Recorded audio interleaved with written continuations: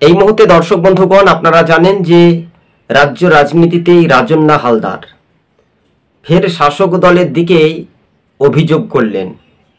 তার এআই দিয়ে নোংরা ছবি তৃণমূল নেতাদের ছাত্রদের কাছে থাকতো, এই কথা তিনি পরিষ্কারভাবে বলাই সোশ্যাল মিডিয়ায় কিন্তু আরও একটা ভাইরাল পরিস্থিতি দেখা গেল। তবে তৃণমূলের কাউন্সিলর অর্থাৎ জুন বিশ্বাস বলে তিনিও কিন্তু পাল্টা জবাব দিচ্ছেন কাকে? রাজন্না হালদারকে। তাহলে আমরা বলতে পারি রাজন্না হালদার তিনি তৃণমূল ছাড়তে পারেন, এমনটাই সূত্র মারফত খবর। যদি এই সব নেত্রী বিজেপিতে আসে তাহলে বিজেপি কেমন দল শক্তি মজবুত হতে পারে, এমনটাই তো বিশ্বাস হতে পারে, তাই না? তো তাহলে কি রাজন্না হালদারকে 21শে জুলাইয়ের মঞ্চে তৃণমূলে দেখা যাবে? তাকে দল তাকে বহিষ্কৃত করেছে, কিন্তু রীতিমতো রাজন্না হালদার সেদিন কিন্তু 21শে জুলাইয়ের মঞ্চে বিগত বছরে তিনি ঝড় তুলিয়ে দিদির নামে স্লোগান দিয়েছিলেন। সেই কথা কথোপকথন ভাইরাল হয়েছিল।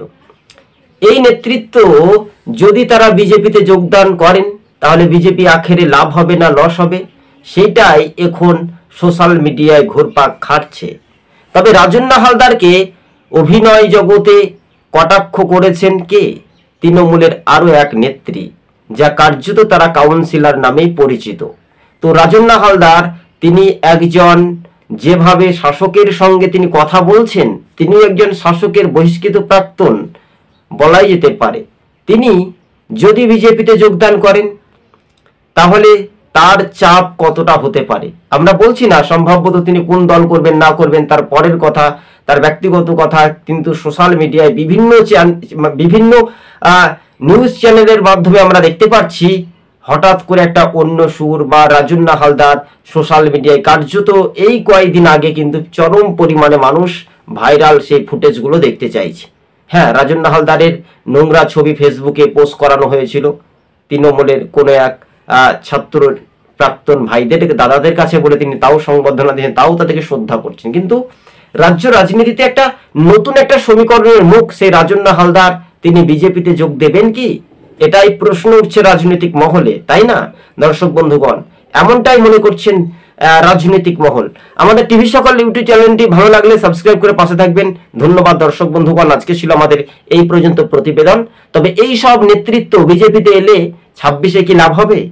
আমরা দেখেছিলাম প্রত্যেক তৃণমূলের যারা টিকিট পায়নি তারা বিজেপিতে এসেছিল, আবার সেই মায়া কান্না, তারপর আবার সে তৃণমূলে ফিরে গিয়েছিল। এটা সে দলবদলু নেতাদের মতো, মানে হুমায়ুন কবিরদের মতো কি সেই পথটা হবে না? তৃণমূল করে যোগ্য সম্মান পায় না, অযোগ্য বা যোগ্য বলে কিছু নেই। এখানে যা টাকা কামাই, অঞ্চল প্রেসিডেন্ট, ব্লক প্রেসিডেন্ট সব টাকা কামাই, মানে কামাইয়ের একটা পদ্ধতি রয়েছে, তাও তিনি রাজন্না হালদার স্পষ্ট করেছিলেন। তবে হ্যাঁ, আমরা এই সত্য সাপেক্ষে আপনাদের সঙ্গে প্রতিবেদনটি তুলে ধরেছি, তাই আমাদের চ্যানেলটি রেগুলার কন্টিনিউ ফলো করবেন, স্কিপ না করে পুরো ভিডিওটি দেখবেন। ধন্যবাদ।